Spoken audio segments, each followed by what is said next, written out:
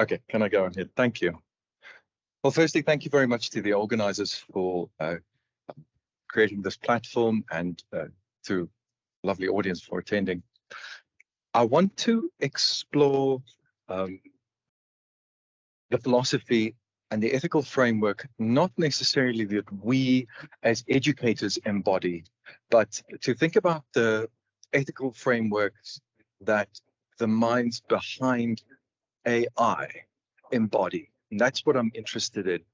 I wonder if it would be okay, and we'll test this, if I stand here. It just feels less preachy if I don't have this pulpit.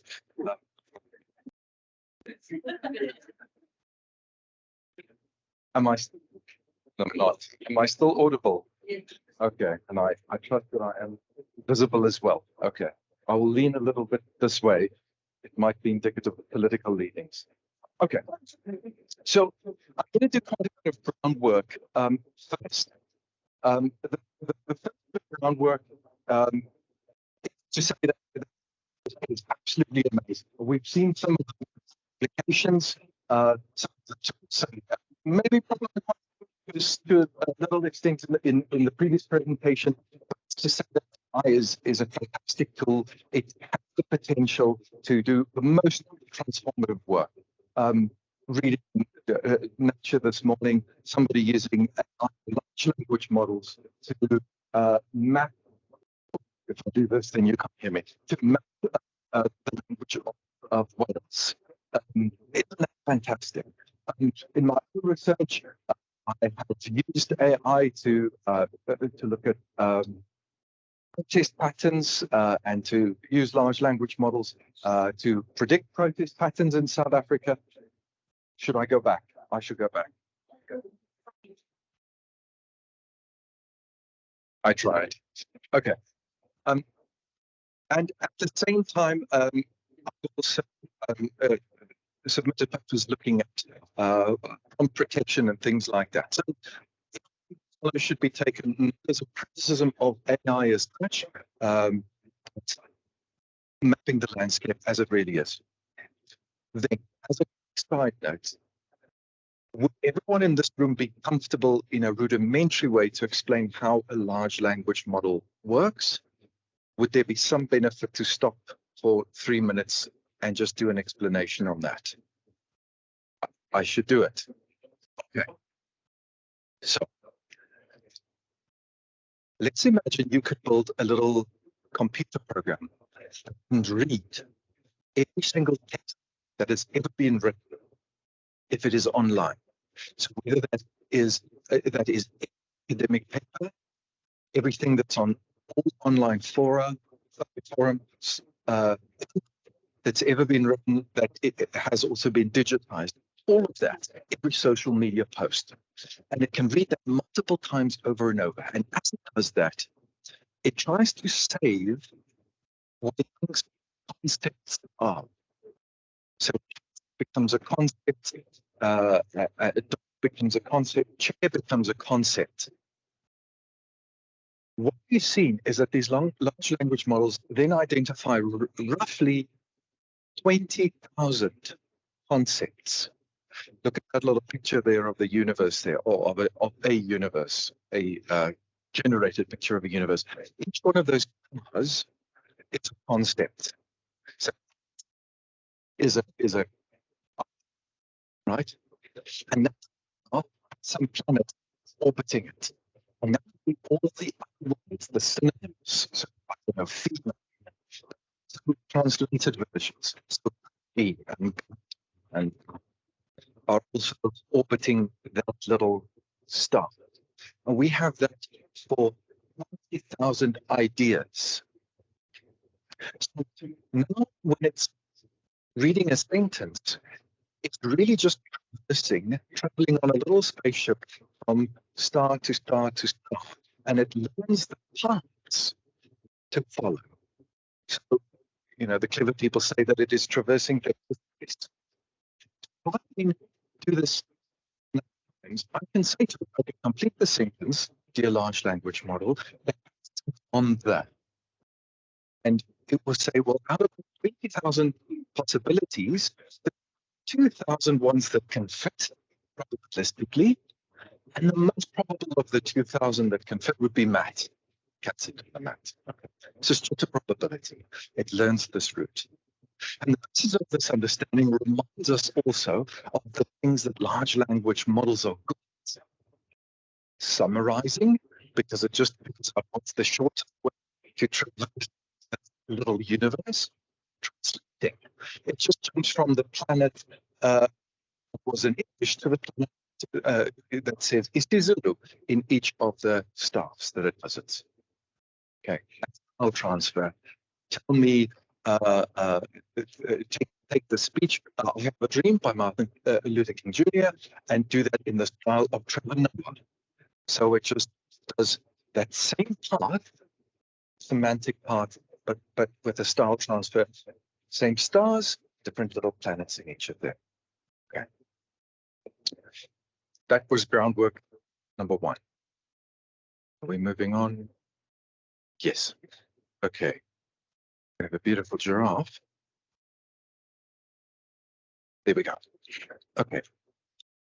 The next point to mention, this is still groundwork, is that we have always already, in the language of the philosophers, been involved in tech that has negative connotations, has exploitation built in, have ugly things that, in the language of psychoanalysis, we disavow, in the fetishist disavow. We choose not to think about that.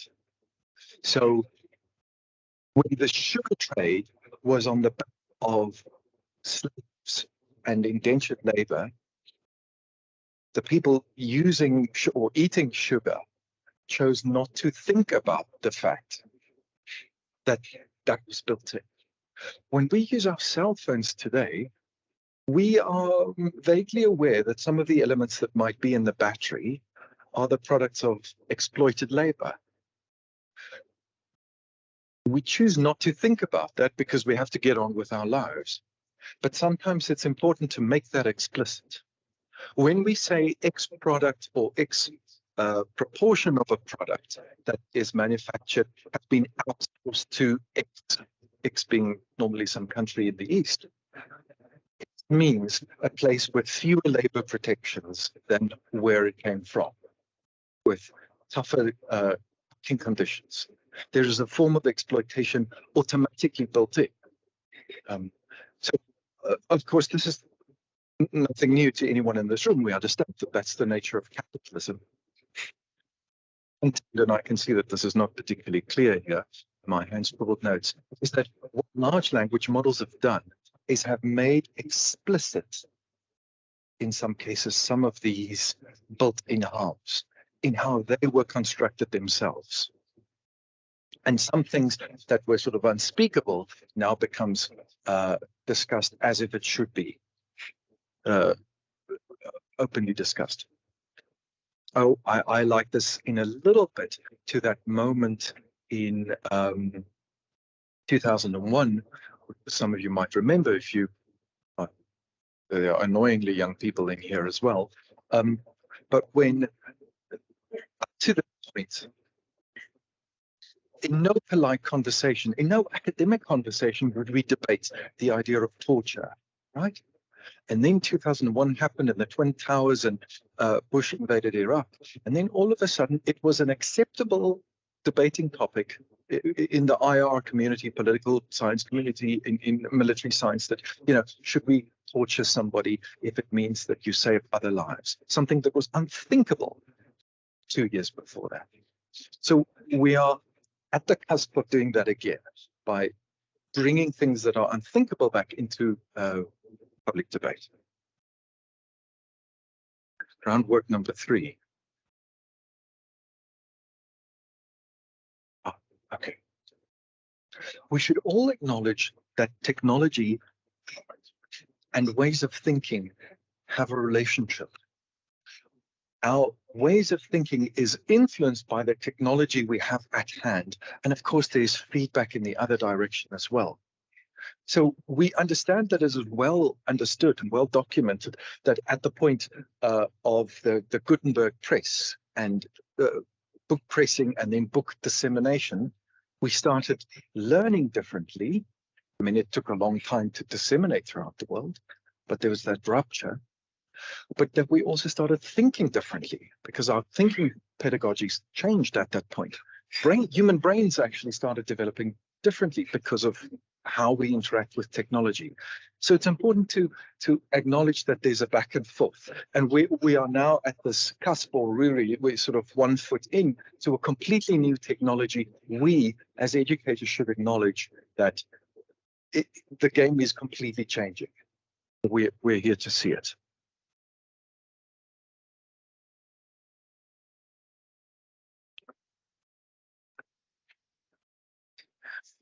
Final bit of groundwork is to say that if in the realm of ethics, there are, in broad brushstrokes, not fine art, but chainsaw art, 4 great ethical frameworks: deontology, utilitarianism, virtue ethics, and Ubuntu.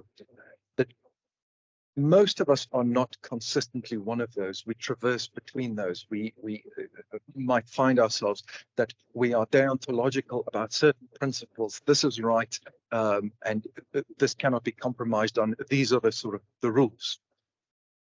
In the same classroom, we might feel that there are learning opportunities where we have to balance and do a cost-benefit analysis and a sort of what is the greater good situation as a utilitarian would. But we also think of ourselves as a virtue ethicist would, as somebody upholding the position of a good lecturer or a good researcher. So I'm not just imparting knowledge, but there's a hidden curriculum. Also do this way. And of course, we try and reconcile differences in a positive, affirming way, incorporating elements of Ubuntu in what we do. So what I'm about to present is, and we're done with the groundwork, is to say that this paradigm that comes with large language models, for which ChatGPT is the poster child, but it's not, of course, the only one, means that we are embarking on a wholesale shift. How we engage with, how we use, how we block or mitigate some of the use of that, all interacts with the philosophy behind the creators of these models. And that's where I want to stop just for a little bit. If I close the door, you're not going to mind. Thank you.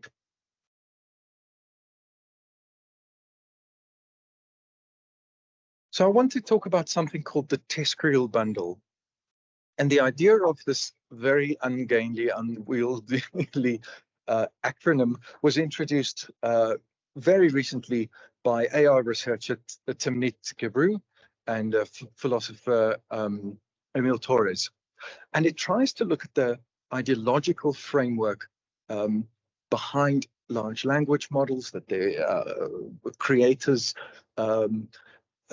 follow, and also explains a bit of their rollout. So right off the bat, I might say that deontological, in other words, duty-bound, principle-bound ethics go out the window completely. And I'll explain why, hopefully, in a minute. It's a philosophical position that can stomach an incredible amount of pain in the present. And of course, well, as you shall see in a minute, it has quite a dark underbelly. So what is TESCREAL? It's an acronym for a whole laundry list of ideas: transhumanism, extropianism, singularitarianism, cosmism, rationalism, effective altruism, and long-termism. I will stop on each of those. It sounds like I just asked a large language model to come up with long words. I can only apologize. And this list is, yeah, probably this concept will evolve a little bit, but this is the way that certainly within the AI ethics community, we are thinking about it right now. So let's do them one at a time. We're doing them one at a time. Ah, there we go. Okay, maybe let's take half a step back. So we had Darwin, Darwinism, Aldous Huxley, and his brother Julian. Julian Huxley became this idea of social Darwinism, the continued growth of the human species. So in the same way, and if you can't read any of this, then all the better. Sorry about the face.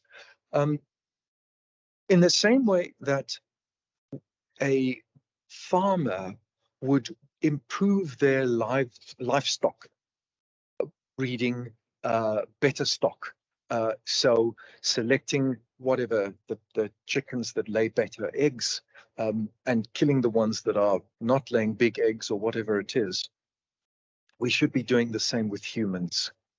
And that was the foundation of course, the eugenics movement in California, right? And that is what inspired Nazism and many other offshoots. So that's explained as first generation eugenics.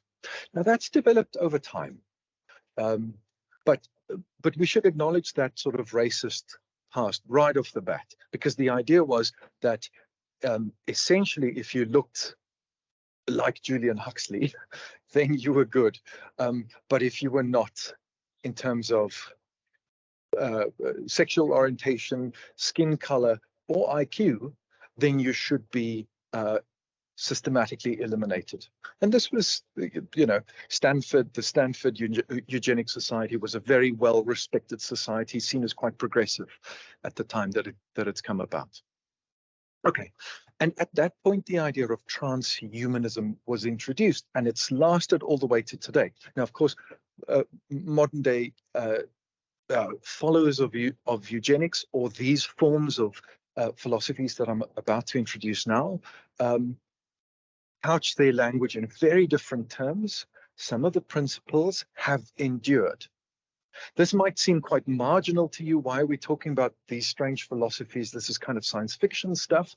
Well, because it has a direct bearing on us as educators, because we're dealing with the tools of their making now. And there's this interaction between the tools and the ways of thinking. Okay, so transhumanism says that we are not let's say, a final species as such, but that we are transitory. We are still going somewhere, and we should be guiding our evolution in some direction. And it is our duty as humans to steer our genetics, our genetic pool, in the right direction. We are on our way to being post-humans, and we should be using the right principles of, say, IQ test, for instance, to steer human stock in the right direction.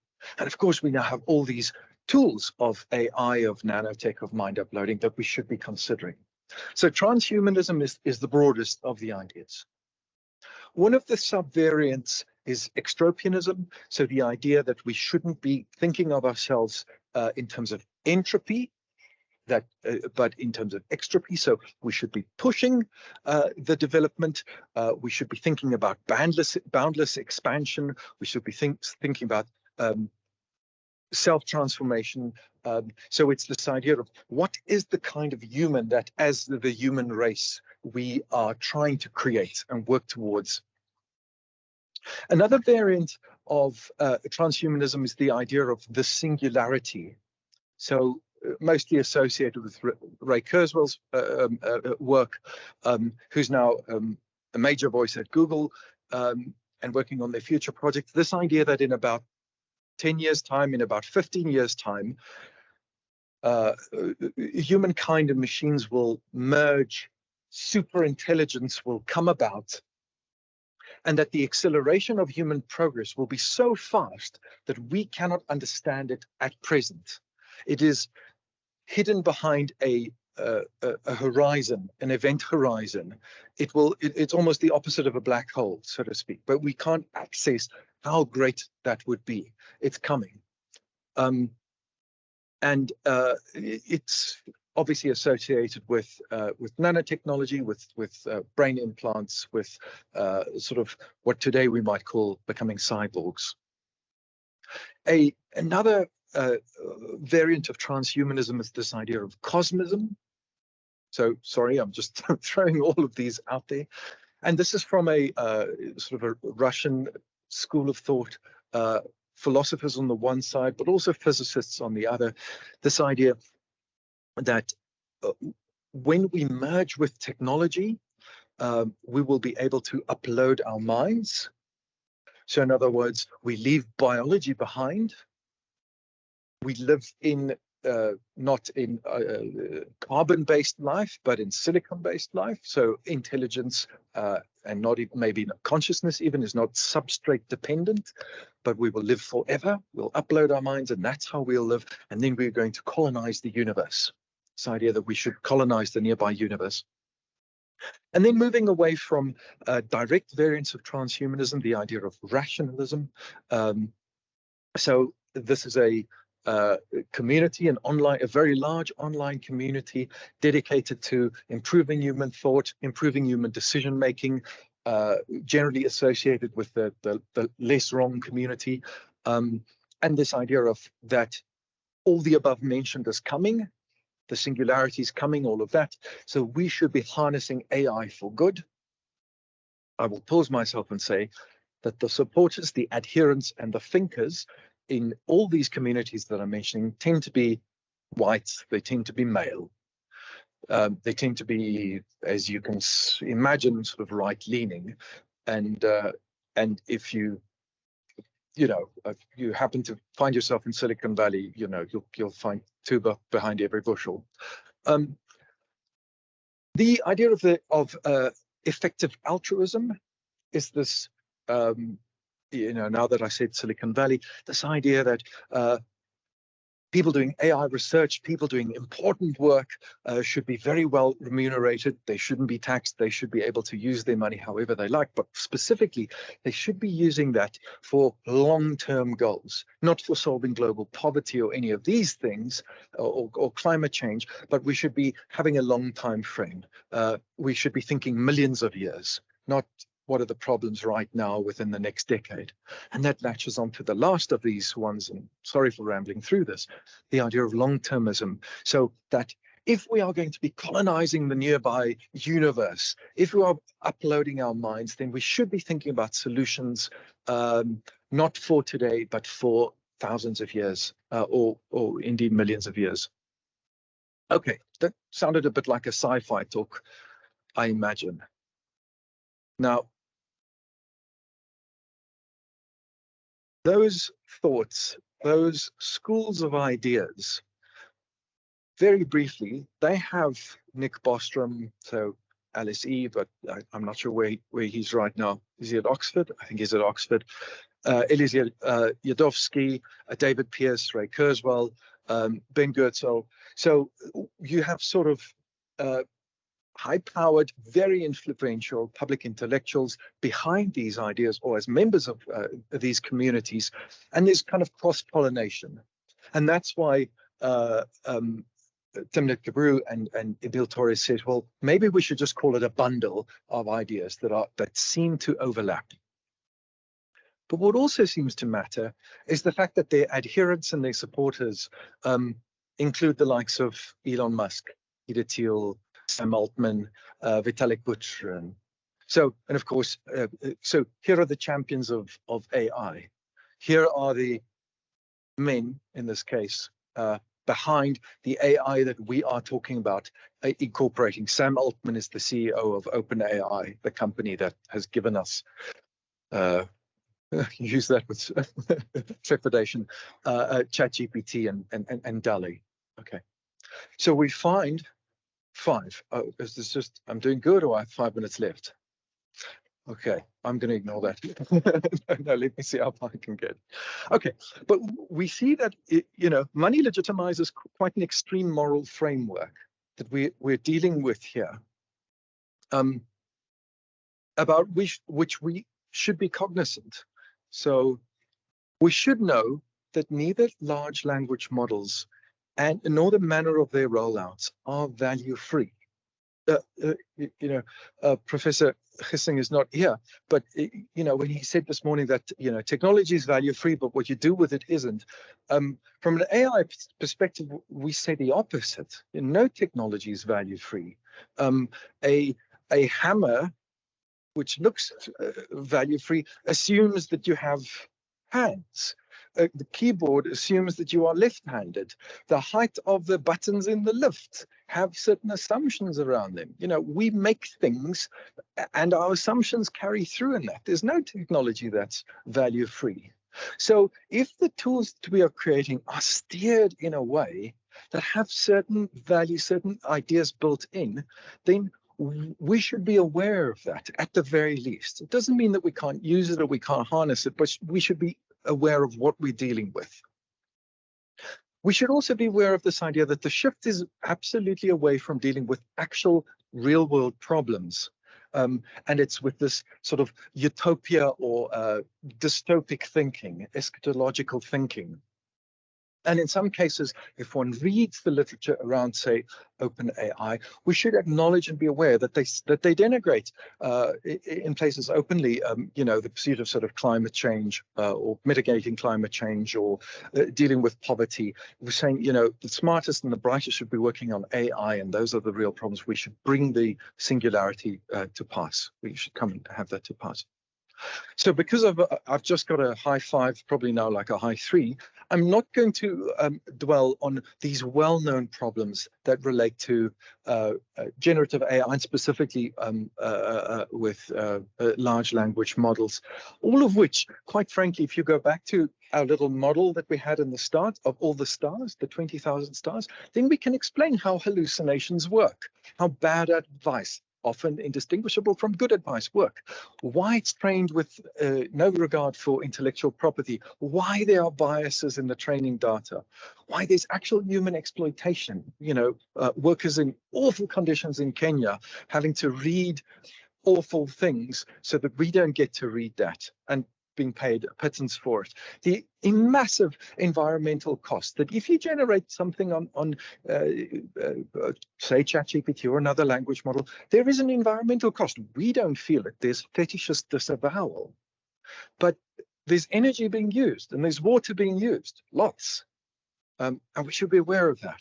And of course, there are threats to livelihoods and threats to critical thinking, which certainly will be discussed in the rest of this conference. So the sort of sobering point that I'm trying to make, and I don't think this should be massively controversial, but I'm afraid it might be, is to say, why has OpenAI and etc. shipped large language models to millions of people when it had, as per the previous slide, patently many harms baked in? And the answer is, from a TESCREAList perspective, it doesn't really matter, because human biases and racism and poverty doesn't matter. We should be thinking in an extreme long term. And I hope you can see that jars with our 4 ethical frameworks that we as educators deal with. That's not to say that thou shalt not touch. It's to say that we should be aware. We shouldn't be glancing over that. I have pressed the blue button. Let's try again. It is freezing. Oh, okay. I've gone too fast. Okay, so what can we do? I'll go very fast now. We should be engaging large language models for leveling applications. For instance, the wonderful examples that we heard earlier, and I'm seeing that with my students, my second language students can now write as well as my first language students, because they do the thinking and then they take that mangled essay to a large language model and say, fix my language, not my thinking. Okay, that's different to That's different to outsourcing our thinking, which is something that we should oppose and discourage. So this is not a wholesale adoption. This has been clever about how we adopt it. I'm giving us general points as opposed to use this tool or use this app. We should enhance digital literacy. We're going to discuss it in these days. We should be establishing critical AI literacy. Oh, just one point on the digital literacy. I met with someone last week who said that at another university, they were teaching their students not to write essays, but how to edit Wikipedia pages. I thought it's a bit extreme, but I love it. It's absolutely fantastic. Okay, but we should be teaching our students to write essays, please. Okay, and we should be talking about dangers and harms. We should speak truth to the fact that there are real dangers and there are actual harms ongoing. I'm 2 slides away. I think in a year's time we will find that universities, ourselves included, will have a 5-tier system or something like that, and if we should be moving in that. As a coder, I like to start counting at 0. So there might be courses or modules or certain submissions for which there is a use ban. So we are not using AI for this thing. There will be cases where we have this leveling operation.